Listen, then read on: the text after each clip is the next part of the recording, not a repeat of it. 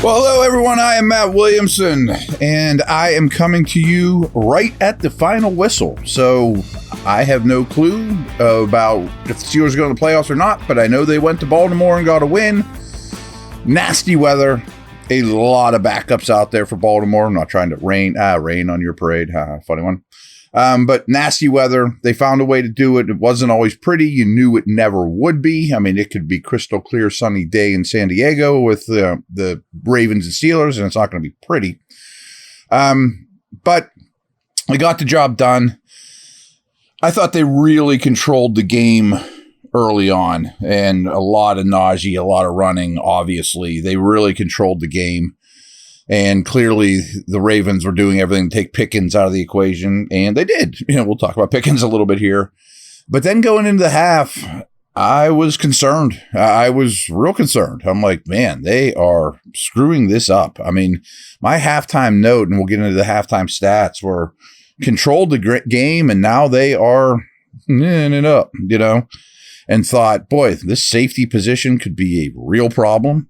What the heck's going on with Pickens? Ravens punter is doing tremendous, and Harvin is once again pretty terrible. At this point, they lost a fumble on 2 of their last 3 drives. Again, this is halftime. And at that point, Rudolph's 14 for 16, but for 77 yards. Huntley at this point is 5 for 19 for 56. Only one, but a touchdown and no interceptions. Harris had 11 carries for 48 and a touchdown, 3 catches for 18. Warren chipped in with 6 for 34, some good running, 4 catches for 16. 0 targets for Pickens at this point. Clearly, McDonald, their defensive coordinator, was game planning around that. But the Ravens only had 10-24 a time of possession. Steelers almost doubled, 19-36. But because they hit a big play, Baltimore averaged more yards per play, 4-7 to 4-3. Ravens were only 2 of 5 on third down, but Steelers were only 3 of 8. Steelers were -1 in turnovers, 2-1. But they had 10 first downs versus 5 for the Ravens. Again, they were controlling the game. Total yards, only 155 to 104. 3 penalties by the Steelers for 20 yards, only 1 by the Ravens for 6. So that was my thoughts at half. But when we get into our final game stats, and then I'll have all kinds of stuff to talk about, and more coming at you later, early this week too. To Rudolph's credit, the ball only hit the ground twice when he threw it. 18 to 20. Now, a lot of that was short. There were a lot of throws behind the line of scrimmage. That's okay. I mean, 152, a touchdown, maybe most importantly, no interceptions. But when they threw and it wasn't a lot, they usually got something out of it. In a game like that, that's something to be said for that. Huntley, 15 to 28, they ended up with about the same yardage, 146, and the same touchdown to interception ratio, but not real impressive doing it, to be honest with you. Harris was once again unbelievably impressive, and his competitiveness has been a key to this last month of the season for the Steelers.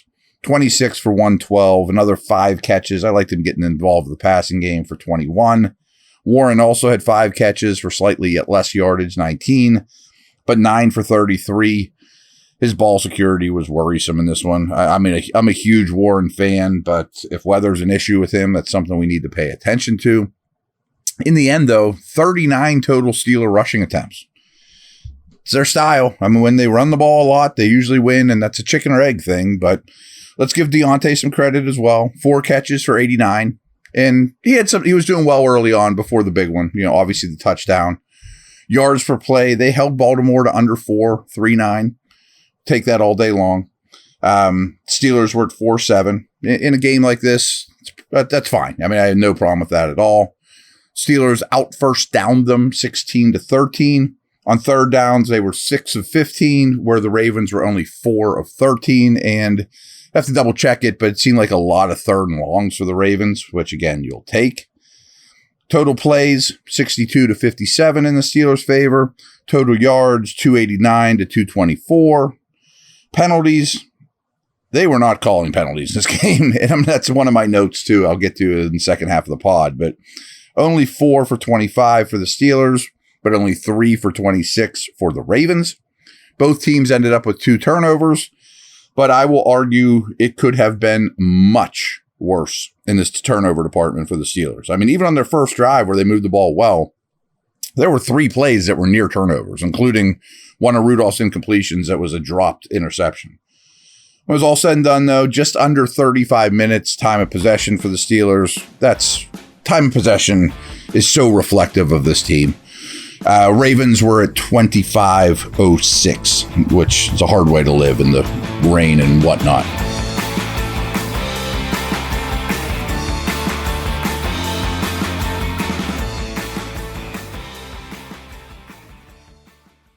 Folks, with the NFL playoffs right here around the corner and the NBA season in full swing, BetOnline has you covered with all the up-to-the-second odds, news, and scores, with additional odds, lines, trends, and info on both desktop and mobile. Super easy to use. You can access the world's best wagering information anytime. Head there today to get into the action and see all the updated odds. Remember to use our promo code BELIEVE, BLEAV, all caps, to receive your 50% welcome bonus on your first deposit. BetOnline, where the game starts.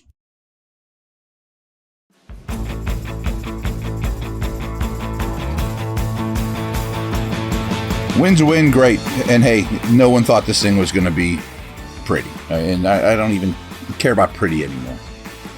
They really did control this game early on. And then I thought they started to get tight. They started to worry. And that one team, especially right around halftime, had nothing, not a concern in the world. Clowney's out there getting his $750,000 bonus. They're having fun. Starters look like they come on and play when they feel like it. You know, I mean, like, we don't care one bit. We are out there loose as can be. And I thought the Steelers got tight. You know, got concerned. Started squeezing the golf club a little too much. You know what I'm saying? Rudolph. I said he did enough plus. Played well. I mean, again, lack of mistakes was great. Not an easy place to play, conditions to play under. Still a very well-coached defense, and I thought there was a stretch there. I want to harp on that. I couldn't be more impressed with McDonald, their defense coordinator. I bring him up every chance I get this week, and including this game. I think he should be a head coach, strong head coach candidate in a week or so, or as soon as they get eliminated, whatever that is. And I thought there was a stretch there that he really had a beat on the Steelers, and even with his backups, they were almost calling the plays in the huddle. But Steelers also had better players than them in this game, all in all. But I thought Rudolph did more than enough. Enough plus, I said. I'm cool with it. I'll consider it, but I think no matter what, if the Steelers do get in the playoffs, he's going to start that game. You know, and I get that too. I don't have any problem with that. That's not a knock on Pickett.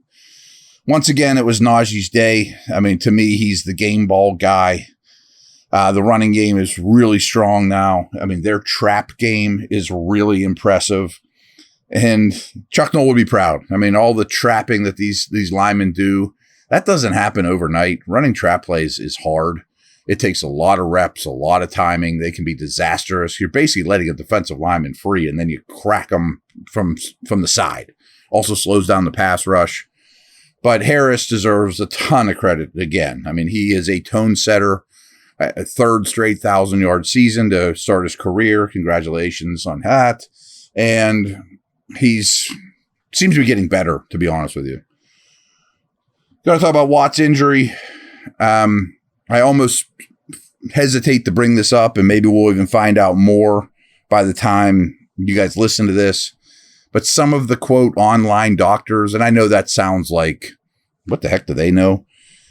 A lot of them that I follow on Twitter are very accurate in terms of just watching a play a million times on TV from their lazy boy like we're watching, and it can kind of diagnose football injuries.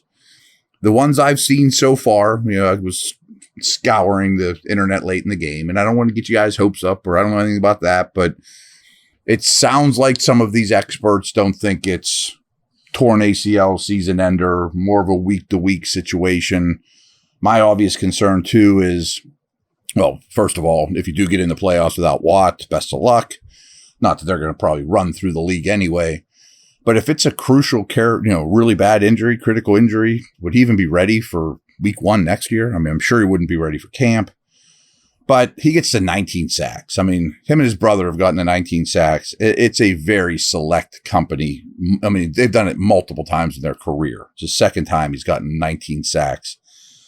I really think Watt has a very strong Defensive Player of the Year candidacy. Garrett's not going to play this week. I'm sure they're resting everyone. Parsons will. It's not a super strong year, but I tend to think Garrett will get it just because he hasn't yet. But Watt's case is as strong as anyone's. Middle of the field defense to me is still really terrible. The safeties are borderline NFL players. The linebackers aren't a heck of a lot better. I go back to like that Bengals game. I mean, if it's Burrow and Chase against this group, I think they just pick them apart. Geno didn't do it quite as much, but you have to be very concerned about the safety situation if the Steelers are going to be able to continue to play. I hate to say this. I know it's blasphemous, but Cam Hayward's become a non-factor. I mean, when's the last time he's made a play? I'm not saying he's getting pushed around out there. I mean, he's been fine versus the run. He is formidable in that regard, but when's the last time he's made a play? So many Steeler fumbles. I think there were 6 or 7. Only lost 2. Could have gone much worse. Yes, I know it was raining, of course, and the weather was horrendous. But you fumble that much in a football game, pretty fortunate it didn't go worse. Pickens, the end around for the first was obviously this goofy charity type of thing. But I will say he sure looked like he was in good spirits. He's laughing and joking on the sideline late in the game, despite getting 0 targets. There were some times where he obviously had one-on-one, and I think he should have went that direction. Although at some points they were also just eating the clock, and we know Tomlin's going to do that, and it ends up with a win, and it's winning football. But I think he's a bit of an enigma. I have no concerns about Pickens. I guess they showed that if you're going to do everything possible to take him away, which is an honor, honestly. If the defensive coordinators treat you that way, it just shows how special you are, especially one of the best defensive coordinators in the league. That they are able to beat them other ways. I don't know if that had been true if Roquan and Hamilton and all those guys are out there. Probably not, to be honest, because the Ravens are awesome. I mentioned this earlier, but the difference in punters to me in a big punt day was 180-degree difference. I mean, I'm still sort of shocked Harvin's a Steeler at this point, to be honest with you. Their punter was spectacular. Austin had a very nice return at a crucial point in the game. But other than that, I thought he was horrendous. I thought he was indecisive catching punts. And I know it's very hard conditions. Of course, we brought that up 100 times. But there was a punt he caught where he just stood flat-footed for what seemed like 3 seconds. It was probably half a second. And didn't do anything with the ball. I thought he had a rough game. And I thought Harvin had a terrible game. And their punter was fantastic. The refs. So if you know about the whole Lions, Cowboys, Allen is the ref's name that got screwed that all up last week. Well, he was the ref for this too. And on the pregame show, I was on with Tim Benz, and we kind of suggested this guy probably does not want to be on the spotlight at all. And he ends up being on a standalone game where the whole nation's watching. I thought they might stick his crew like on Patriots Jets or something like that, where nobody's glued to. And as Tim and I mentioned the pregame show, we kind of thought he might just hide the whistles. I don't want anybody looking at me. I mean, I don't need any more scrutiny. I screwed up last week, so be it.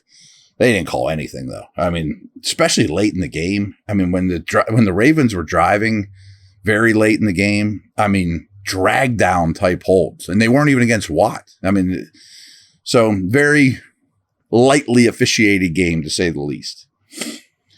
Future note, because you'll probably run into him again. The Steelers seem to run into him a lot. I thought this going into the game. I still think it to be true. I think Huntley's really bad. I really do. I mean, he's not athletic enough to be an athletic runner. He's not a good enough passer. I don't like his pocket presence. He holds the ball. So I think we're all should be happy that he's the Ravens' backup quarterback.